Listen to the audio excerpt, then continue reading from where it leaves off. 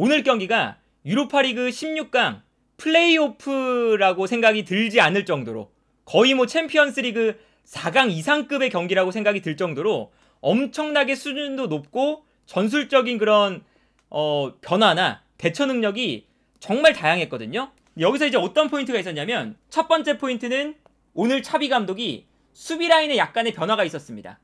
특히나 오늘 크리스텐센과 발데 이 주전 이 센터백과 왼쪽 풀백 자리를 알바와 알론소로 이제 바꿨고요. 그리고 결정적으로 쿤데와 아라우오의 자리를 바꿨어요. 이건 왜 그랬냐면 래시포드가 왼쪽 측면 공격수로 나오면 래시포드의 스피드가 빠르니까 아라우오를 측면에 배치해서 래시포드의 역습을 막겠다 라는 생각 같았거든요. 그런데 오늘 경기에서 테나하 감독은 래시포드를 최전방으로 올려서 베오르스트와 투톱을 썼습니다. 그리고 오른쪽에 브루노 페르난데스, 왼쪽에 산초를 기용했죠. 그러니까 이게 사실은 약간의 미스매치가 됐어요. 아라우오를 오른쪽에 배치시킨 거는 래시포드의 스피드를 잡는 아주 뭐 절묘한 선수 배치다 라고 생각이 들 수가 있지만, 래시포드가 중앙에 나와버리면 래시포드의 스피드를 막는 선수가 아라우오가 아니라 오히려 자리를 바꿨기 때문에 쿤데가 되는 거거든요. 근데 오늘 경기에서 이 자리에서 이제 문제가 생겼었고,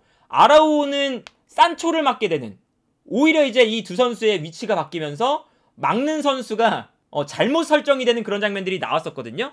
바르셀로나의 포백을 보면 아라우오가 오른쪽, 중앙에 쿤데, 그리고 이제 왼쪽에 알바, 그리고 알론소 이렇게 배치가 되는 포백이었어요. 근데 아라우오가 오른쪽에 배치가 되다 보니까 아라우오가 산초를 맡고 있고 래시포드를 쿤데가 맡고 있습니다. 이게 일단 기본적으로 아라우오와 쿤데의 자리를 바꾼 것이 차비 감독의 약간 미스매치였고, 그러다 보니까 어떤 장면이 나오냐, 맨유가 역습할 때 측면에서 아라우오가 산초를 마크하고 있고요. 앞선에서 래시포드가 뛰어들어갈 때 쿤데가 래시포드를 따라가고 있습니다. 근데 여기서 쿤데가 아니라 만약에 이 위치가 아라우오였다면 이 래시포드와의 스피드 경쟁이 전혀 문제가 되지 않거든요. 그런데 쿤데와 래시포드가 스피드 경쟁을 하니까 이 위치가 매우 불안해졌죠.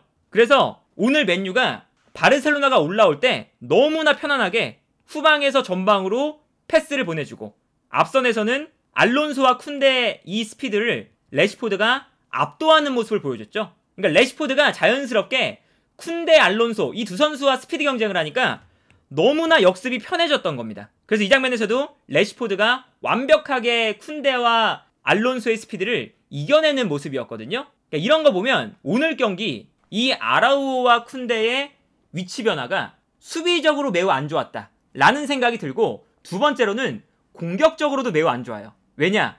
쿤데를 오른쪽 풀백에 배치시키는 건 알바가 올라갔을 때 자연스럽게 3백이 만들어지고요.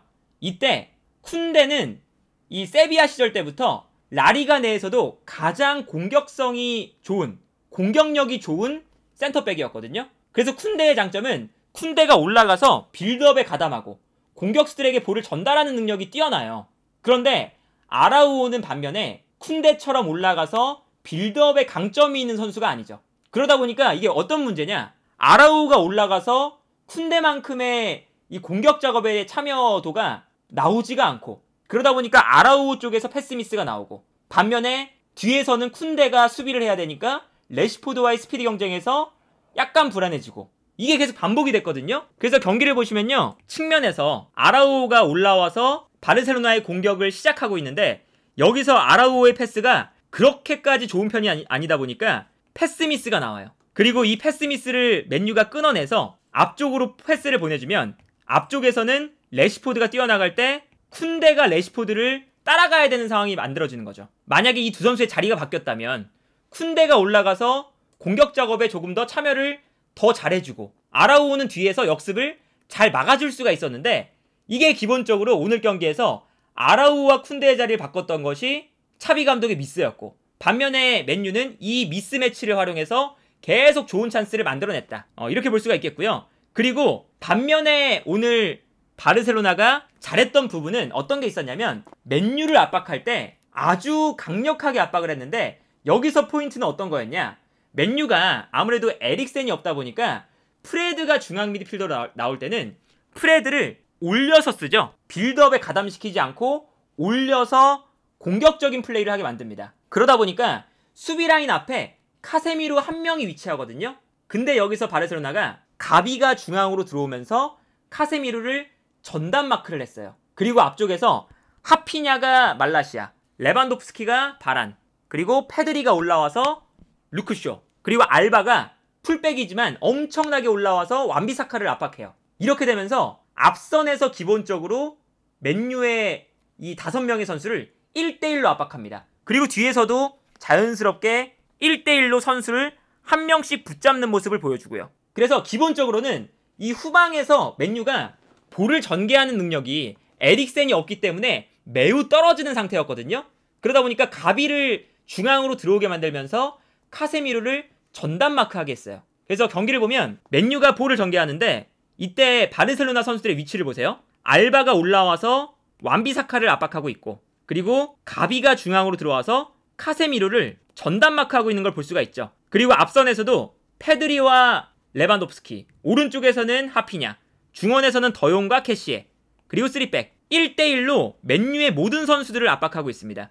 근데 여기서 이제 가장 중요한 건 요 위치거든요. 가비가 카세미로를 압박하고 있다는 거. 여기서 맨유는 기본적으로 후방에서 볼을 전개할 때 카세미로를 거쳐갈 때가 많은데 카세미로가 그렇게까지 탈압박이 뛰어난 선수가 아니죠. 그러다 보니까 카세미로 쪽으로 패스가 전개될 때 가비가 적극적으로 카세미로에게 달려들어요. 그러다 보니까 여기서 맨유의 패스 미스가 나옵니다. 카세미로를 거쳐가지 못하니까 기본적으로 맨유가 계속 패스 미스가 나와요. 그래서 여기서 볼이 끊기면서 곧바로 바르셀로나의 결정적인 찬스가 나왔던 장면이죠. 그래서 전방 압박을 생각하면 오늘 경기 바르셀로나가 매우 잘했고요. 이게 득점으로도 나옵니다.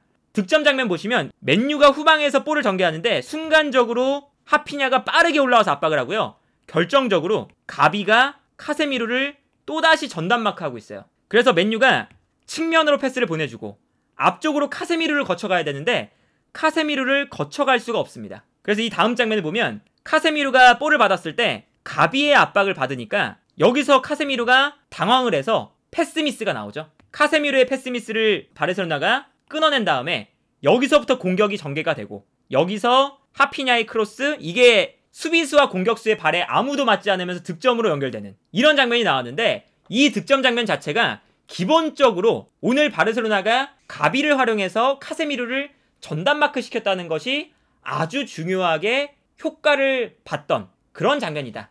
그래서 바르셀로나가 오늘 전방 압박하는 데는 매우 좋은 모습을 보여줬고, 그러다 보니까 테나흐 감독이 이 상황에서 어떻게 대처를 하느냐, 지난 그 주말에 리즈와의 경기에서도 이런 모습을 보여줬는데, 기본적으로 에릭센이 없다 보니까 맨유는 지금 수비 라인 앞에서 볼을 받아줄 선수가 없습니다. 그러다 보니까 맨유는 어떤 선택을 하느냐, 앞선에 베오르스트라는 아주 키가 큰 선수가 있다 보니까 베오르스트에게 그냥 단순하게 붙여주겠다. 그리고 베오르스트가 볼을 받았을 때 떨어뜨려주는데, 이때 프레드를 어차피 후방 빌드업에 도움이 안 되니까 올려서 세컨볼을 가져오는 역할로 쓰자, 이거였어요. 그래서 이제 그 맨유는 후방에서 짧게 패스를 이제 주고받는 게 아니라 한 번에 앞선으로 볼을 뿌려주고 앞선에서 베오르스트가 떨어뜨려주고, 이런 장면들을 계속 만들어줍니다. 이 장면 보시면 바르셀로나가 압박을 정말 잘하고 있거든요.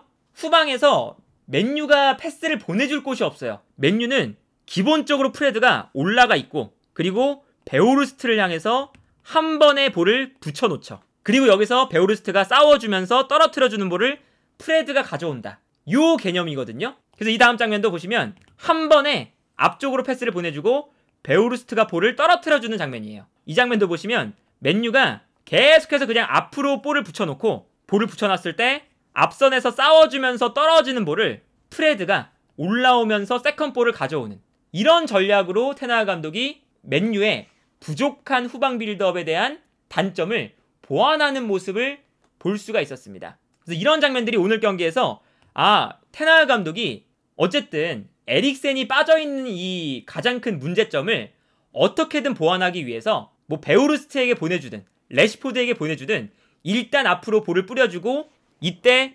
올라오는 프레드의 세컨볼 싸움, 이거를 아주 효과적으로 노리려고 노력을 했고, 그리고 여기에 대해서 오늘 경기 이 프레드를 활용해서 맨유가 바르셀로나를 압박하는 모습들이 아주 좋았거든요. 그러니까 이게 어떤 게 있냐면, 맨유가 에릭센이 없어서 후방 빌드업이 안 된다면 오늘 경기 바르셀로나는 기본적으로 부스케츠가 안 나왔고요. 부상 때문에. 그리고 경기 중간에 페드리가 부상으로 나갔어요.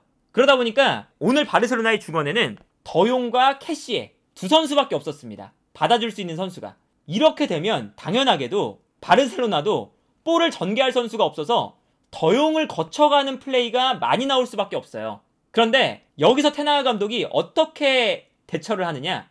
우리가 후방 빌드업은 못해도 앞선에서 바르셀로나를 압박하는 건 우리도 할 수 있다. 특히나 에릭센 대신 나오는 프레드의 가장 큰 강점은 앞선에서 상대를 압박하는 능력이니까 프레드를 올려서 더용의 대인마크를 시킵니다.